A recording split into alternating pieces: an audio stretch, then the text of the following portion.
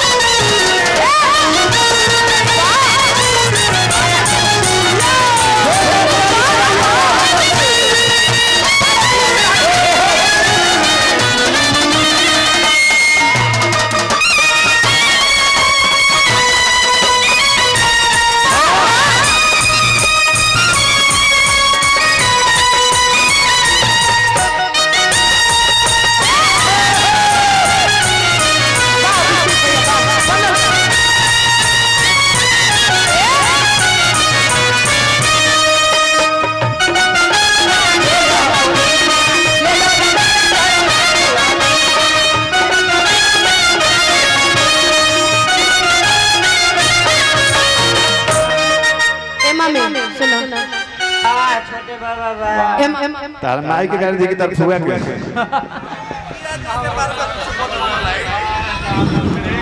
ये मुखिया जी है कि टिंकू बाबा का फ्लाइट में खाना बना के खियावे 22 तारीख से खाता हुआ है आगो सबसे खुशी के बात अनुपमा कि एगो भानु जी के एगो नया बस निकल है, बस गाड़ी खुल रही है नान सागर से सासाराम तक चल रही है कि सोचतानी पर हम बाबा झट दे कराइला सनमवा सनमवा से हमारा मिलन वगैरह बेटी है ये बाबा बचा रही हो कि नाना हम दे दे यही जे चरणवा और बेची बेची गवतन। ए बाबा वो हमें के बुझाता नहीं। ए बाबूआ प्यार में मौक बने के पड़ल है तो भेटा ही नहीं ना ना सही बात है। बाकी छोटे बाबा करते एक बार जोरदार ताली बजा दे। वाह अरे बजाइए तनी डांस हो जाए स्टाइल में कि सोचा तनी पर हम बाबा झट दे कराइला सनमवा से हमारा मिलन वगैरह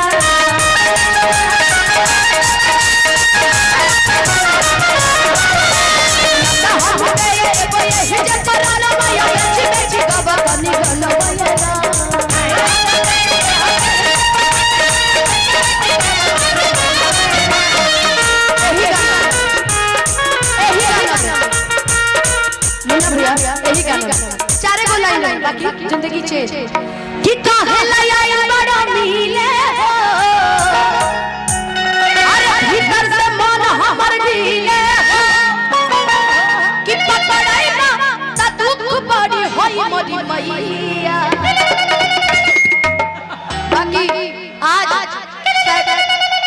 बाकी आज सैड सॉन्ग भी होई बाकी तनी हट के होई दिल ना लगाई है तो सब के सुन ले लेबा उहो सुना दे।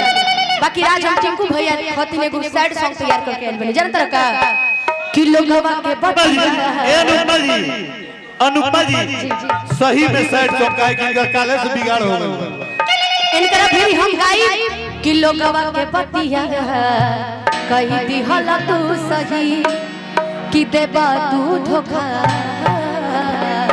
कबो सोचल ना रही कि पाके दूसरा के भोले भुला जइबा हो कि पाके दूसरा के भोले भुला जइबा हो। अभिषेक भैया रउए नियर हमारा ब्रेकअप भइल बा रउए वजह से कि आँख से आँख अपना मिला पैबा हो कि आँख से आँख अपना मिला पैबा हो।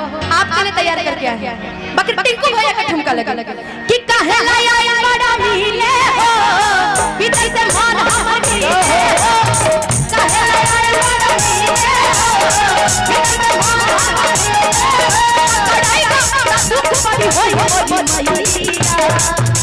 अच्छा पुदीना गाना सुनले बनेगा सबको पुदीना गाना के रिएक्शन ऐसे होना चाहिए कि जो जहां बैठल हो वहीं से झूमला काहे आई बड़ा मिले हो कितने मान मिले हो काहे आई बड़ा मिले हो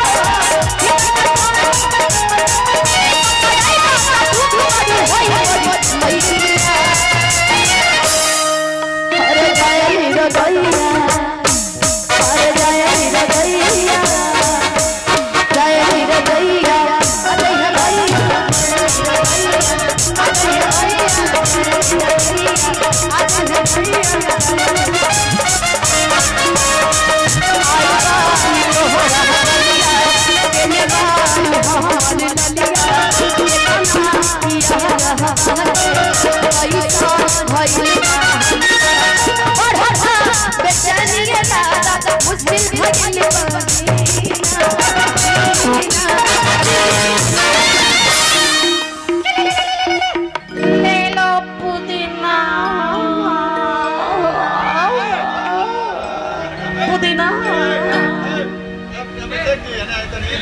जितना भी हिंदुस्तान में लोग पुदीना बोलते हैं जो ये पुदीना हाँ हाँ बोल देगा अभिषेक कोई नहीं बोलता।